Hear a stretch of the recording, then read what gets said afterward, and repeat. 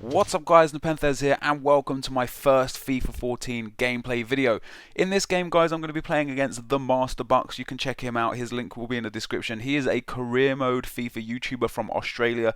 He was invited to the capture event, which is where I got this gameplay from. The team that I'm using is on screen now. I've got a 3-5-2 BPL team. I've got Cech in goal, Company, Vidic and David Luiz in defence with Torre and Tiote in CDM position. I got Schürrle at left midfield and Walcott at right midfield. I have got the 87 rated centre attacking midfielder version of Gareth Bale, although he is now an 88 rated centre forward in the final build of the game, and of course he doesn't play for Tottenham Hotspur. And I have Sergio Aguero and Fernando Torres up front. I asked on Twitter what you guys wanted to see, whether you wanted to see highlights or whether you wanted to see full games, and there was a bit of a mixture. The issue, as you hear the train in the background, possibly with the full games, is that these aren't live commentaries, so this is post-gameplay commentary, which is really difficult for me to do a full game. So you have two choices, and I want you to answer in the comment section by these two choices. Number one, you can have a full game where I do a Q&A over the top of it, or you can have a highlights where I talk more about the gameplay over the top of it. If you want a mixture of both, let me know as well, because I can do a mixture of both. I've got a lot of games against a lot of YouTubers. But for now guys, hopefully you enjoyed this video. If you could leave a like on the video, that would be awesome. Let's get into the questions. Let's get into the gameplay.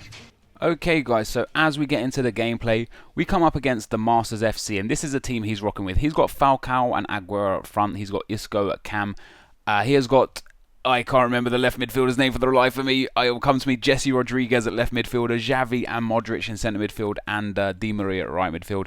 He's then got PK, Ramos and Raul Albiol in the defence with David De Gea in goal. So a pretty decent team from the MasterBucks there that we're going to be playing against. It's going to be a relatively difficult game to play. But before we get in, as we get into the game, I have got a whole bunch of questions, and they will all be FIFA 14 related this time around. So I am in the blue kit, the MasterBucks is in the white kit, and the first thing to notice, guys, is that the gameplay for me looks a lot sleeker. It genuinely does. Of course, a lot of people are going to say, you know, of course we're going to say that, you know, EA wouldn't take us to events if they didn't, but EA were actually very, very open to criticism. Like they were asking us for it, especially when we was at Gamescom. I was there with Nick Shannon, who's the line producer for FIFA, and he was asked like literally desperate for the negative feedback, because they want to be able to make a great game. They want us to tell them what's wrong with the game, so that we can show them how to make the game right. And before we get into the questions, there is, I think in this game you'll see me attempt one thing many times, and I'll talk about that a bit later on, but if you do notice it, then let me know. But that was some real nice play there from Fernando Torres as we get into this game, and there we go. That is the first finesse shot that you're going to see from me this game, which is going to be one of many, but I'm going to discuss that as the question arises. And like I say, I have got a fair few questions from you guys. So first question we've got is from Neil Lavi Driver. Neil asks, does pace matter as much, and have you discovered anything OP yet? So this is the first question. I thought it was going to be one of the later questions, but it's the first one. So pace in general isn't as important as it was last year, but don't get my words twisted in that sense. It's still important. It will always be an important factor in FIFA, just like it's an important factor in real life, as the MasterBucks scores an incredible goal with Modric there. FIFA and real life are very similar in the sense that pace is important, but it's not everything. You know, there are super fast players that are very bad. There are also super fast players that are very good. And you look at the world's best players over the years, most of them have really good pace in their prime. You know, you look at Ronaldo, Cristiano Ronaldo, Messi, George Best. These players had a lot of pace, and there's no secret that pace is important in real life, and it's no secret that pace is important in FIFA. The only difference is that pace is no longer the only important factor in FIFA, whereas I felt like personally in FIFA 12 and FIFA 13, if you had a competent team that were very fast, you had more opportunity of winning than if you had a competent team that were just averagely fast. Like, that pace was always the deciding factor in games. You know, you come up against Wellington and Emenike and you crap your pants because you know that you're going to be in for one hell of a game. But then you come up against a couple of, look at that for a cheese goal. I did a nice little flick there though to score with Aguero. But then you come up against maybe some high-rated, slower strikers, and you're not even worried about it. You know, so pace is important. It's not as important. In terms of things that are OP, there's a few things that are in the game that I personally find very strong, but I have to word this again very correctly. I have to word it in the manner that's not going to make you sit there and think that I'm just talking crap or abusing the game.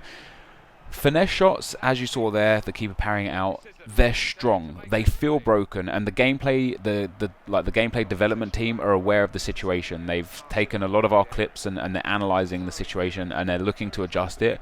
It's not to say that every finesse shot you take will go in or even be on target, and it's not even to say that centre backs and players with poor shooting will have the ability to score finesse shots. But if you get someone with really strong shooting, you can do a finesse shot from anywhere between sort of 30 and 45 yards, and it's highly likely that it will hit the target. But not only is it highly likely that it will hit the target, it's also highly likely that if the keeper does save it, he'll end up parrying it out rather than the ball being just picked up like casually. There are also a few incidents in the game where I would take a finesse shot, and some of the lads as well at the event, we would take finesse shots from really, really far out, and they would go in when realistically the keeper really should have saved it. So that was what we found out that was super, felt overpowered. But they are looking to change that. They have, they're aware of the situation and they want to fix the issue. So hopefully when the full build is released, they're not quite as bad as I felt that they were. The other things that are really strong are set pieces, specifically corners and headers. I played one game against Japes. I don't know if it's on my channel or his channel. Obviously I haven't uploaded it yet, and neither is he at this stage, I think. But I can't remember if I've got the footage or if he's got the footage. But Japes beat me 5-4 and scored 5 goals, all from corners. And it's... if you have a strong team, like I've got Vidic in this team because Vidic is very, very powerful in the air. Vidic is slow, and this goes back to the pace versus strength thing. Vidic is relatively slow, but he's got really good strength and really good positioning. And in FIFA 14, that makes him a strong centre-back to have in your team. Whereas in FIFA 13, you would rarely ever see him. He's really good this year. And the fact that his heading and defending are so high, if you have an attacking corner, he's gonna get his head on the ball. He's gonna score goals. Not every game, maybe every game. It depends how many corners you get, how lucky you get. But he's gonna chip in with a fair few goals for you because of his abilities in the air, and that has nothing to do with his pace. So those are the only two things that I really felt like were kind of very strong. The near post doesn't feel as strong this year, but I wasn't looking for the near post because I was looking for the finesse shots. We get a nice goal here from Fernando Torres as well. A nice little chip 1-2 through ball, and Fernando Torres with a beautiful little finish over the goalkeeper. As we'll take a look at the replay of that. Look at this, a nice little 1-2 there, and look at this for a finish. Lovely over the keeper. He opens his body up and it drops under the bar to make it 2-1 to the Napoleons. So that hopefully answers that question. The next question we've got again is, does speed still rape? Ultimately, no, it doesn't. But that's not to say that there won't be incidences where fast players are more important, but there also will be many incidences where slower players will be beneficial to you because of their strength or because of their technical abilities. That being said as well, in FIFA 14 it feels like on the ball pace has almost no relevance in terms of if you've got Walcott and I've got a defender with 20 less pace, I can just position myself to the point where you can't just push it past me and run past and I'll be gone. Like, I'll be able to push you out of the way with my body. But if it's an off-the-ball race and the ball's like 40 yards down the way and you've got Walcott and you start a couple yards behind me and I've got Vidic, yeah, the chances are you're going to be able to sprint by me and pick up the ball. But that's exactly how it should be, because that's how it should be in real life. So therefore, that's how it's replicated in the game. As we move on to the next question, we get Rogers NUFC. Excuse me. He asks, do you get starter loyalty packs? I would assume yes, but I actually don't know. I don't know what EA are doing in terms of the loyalty bonuses for people returning to Ultimate Team this year. But I can imagine you're going to be getting some packs, and if you pre-order, you get your season ticket packs, you get your pre-order packs. So yeah, I don't think there'll be a problem there. The next question we've got is from Awais Ahmed, and he asks, are the menus laggy? And at first I was going to ignore this question, but it actually has a very valid point, and there's a finesse shot for you guys as well. Like, you saw it was on target, the keeper did manage to save that one. It's a valid point, because I feel like in FIFA 12 and FIFA 13 the menus were laggy, and specifically in FIFA 13 on the PlayStation 3 the menus were very laggy. I don't know, I actually do know why. It's because PlayStation gets it ported over from Xbox, and the game is originally developed on the Xbox, and that's why the menus are a little bit worse. I only played on Xbox this time around in terms of the actual capture event. At Gamescom I played on all 4 consoles, both the next gen and both current gen consoles. But I don't believe the menus are laggy anymore. They've got a lot more space on the disc now, which is why you're allowed unlimited consumables. They've changed a lot of things in the back of house FIFA stuff, and because of that, it feels really, really strong. Like the menus are very fluid, very fluent. As I score a goal there with David Luiz, just to compound my corner and header goals right there. David Luiz, still a strong player, is good old David Luiz, and he scores in the 45th minute to make it 3-1. So the menus aren't laggy anymore, or at least on PlayStation 3 I don't feel like they're laggy. And in general, you know, I'm pleased with the menus. That's one of my favorite aspects of Ultimate Team. So we go on to the next question. Apologies, I can't find the questions here. There we go, the questions. James Ridley asks, is Seasons faster than what it was last year?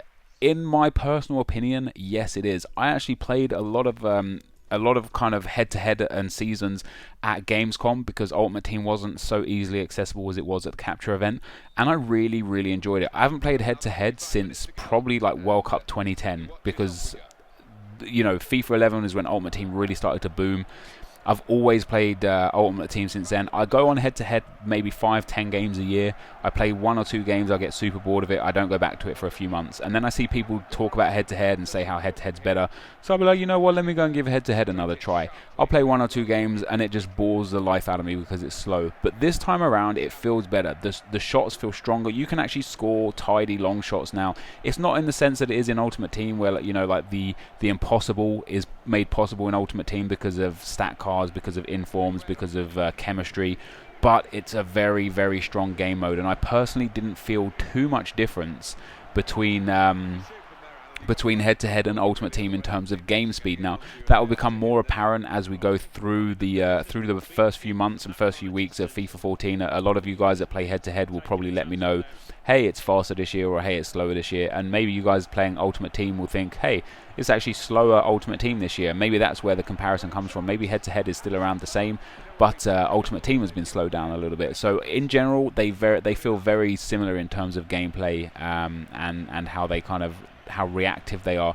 And that was another issue for me in head-to-head in FIFA 13, is that you could try a skill move or whatever, like a shot and stuff, and it always seemed to take like a split second more to react than when in FIFA Ultimate Team. But that again feels like it's gone now, and it feels like a really, really solid aspect of FIFA, something that I'm actually looking forward to playing the 2v2 co-ops in head-to-head mode.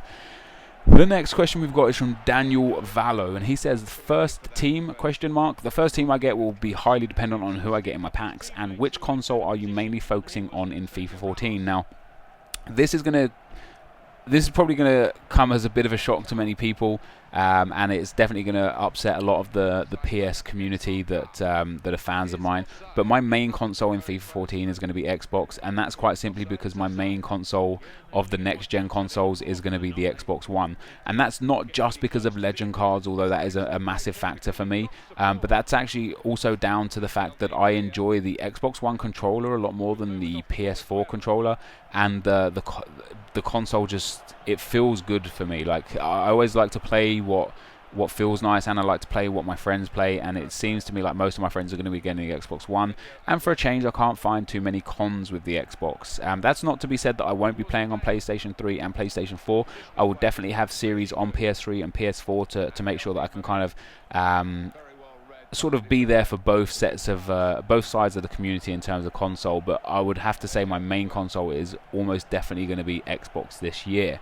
Moving on to the next question, we get a question from Jim, and Jim says, what's your aim on FIFA Ultimate Team FUT? So I have a couple of aims. I'm going to have probably two accounts this year, whereas like in FIFA 13 I had several accounts. I had accounts for this, accounts for that. I started new accounts for this and new accounts for that. I'm going to have 2, maybe 3 or 4 max accounts, and the reason I will have those is like I'll do play to win again this year, where I have an account that starts on 0 games, and I transfer over an overpowered team and try my best to get on the best winning streak as possible. So I'm going to try that this year. That will be one account. I'm also going to have a specific account for Road to Glory that has no money involved in it, so it's all the basic aspects of FIFA, you know, trading, playing, opening packs, working the market, and doing what you guys tend to do rather than that. And then I'll have an account for squad builders, pack openings, and all the other things that you guys like to see, you know, player reviews and things like that. So that'll be 3 accounts, but my main aim is to have my Road to Glory account to be kind of like my main FIFA series this year. I want my Road to Glory to be something that goes on throughout the whole of the game, all the way up through till FIFA 15, and I aim to have like 2,000 to 3,000 games played on it. And I think with that many games, the amount of bonuses and trading that I can do in that time, the amount of match coins that I'd get from that as well, I can have a really strong team and show you guys that you don't need to plow money into the game, and you don't need to buy packs to be able to have a really solid team. And it's also going to be a tutorial video with that same Road to Glory, showing you guys exactly how to play Ultimate Team and the best way to do things, so that you always have players and you never run out of like coins or contracts and things like that. Because that's always one of the biggest issues. People message me where they say, "Hey Nep, can you lend me some coins? I've only got 3,000 coins and all my team's out of contracts and I don't know what to do." And you know, it's one of those things where if you apply the basic logistics of FIFA Ultimate Team well, there's no way you should ever be in that position, you know. So we're going to be looking into that. We're getting towards the end of the game now as well, guys, so I'm still 3-1 up against the TheMasterBucks. He missed a penalty there that I saved. Very nice indeed. The Walking Head says, is it more clean cut, like more easier on the eye when playing? Well, that's for you guys to judge. I really like what you're looking at on the screen now. I feel like it's an upgrade from FIFA 13. Look at that for a shot, very wayward. I feel like it's an upgrade from FIFA 13, and of course on next gen it looks even better. So for me, it is better on the eye, and it does feel more, it just feels nicer to play. But time will tell, you know. I was probably saying the same things about FIFA 13 when I first got hold of the game, and after a month or two of playing, like, you know, continuously, you start to find out the issues. You know, it's like a relationship. Like when you first get a girlfriend, the first few months of being with your girlfriend is perfect. She's perfect, you're perfect, the sex is perfect, everything's perfect. You take her out, you love her, like you tell your friends she's the one for me. Like everything about this relationship is incredible. And then a few months down the line, or sometimes in some relationship cases a few years down the line, you start picking up the niggly little things that they do that really start to annoy you, and you don't sort of feel that same perfection that you did in the first month. FIFA's like that in many ways. When you first get hold of the new FIFA, you're just like, yes, this is the greatest game ever. And then ultimately you start to find out the issues, the things that bug you with it, the way people play against you that annoy you, and things you can't change and things you don't have any control over. And ultimately you find things that you start to dislike about the game. And I fully expect that to happen this year, because it's happened every single year so far. So why I believe it would be any different now, I don't know. I don't think it will be any different. But at this moment in time, I can safely say to you guys that I am thoroughly enjoying this edition of FIFA 14. It was very nice to play, and I'm really enjoying it. So that's that. So then we go to injury time, guys. I've got time for one more question. And that's from John, and John asks, is the near post and running scoop turn still overpowered? Like I said before, no, I don't think the near post is, although I didn't try to abuse it, so it may well be. And the running scoop turn most definitely isn't, because defending has changed a little bit now, where the contained defend isn't quite as good as it was. So the players aren't as tight to you, which means when you scoop turn, you don't just blitz past them, because now they're actually a little bit, they're not so tight to you that if you scoop turn now, they could still be in a perfect position to tackle you. So it's not something that I picked up on, it's not something that I noticed. But this is coming towards the end of the game now, guys. Hopefully I've given you guys some good information here. If you have enjoyed this video, it'd be awesome if you could leave a like. Don't forget to check out TheMasterBucks. His link will be in the description below. Like I said at the start of the video, he does career mode videos. I managed to pick up a 3-1 win against the TheMasterBucks, so a 1 out of 1 win against the FIFA YouTubers so far. But guys, thank you very much for watching, and I will see you next time. Peace.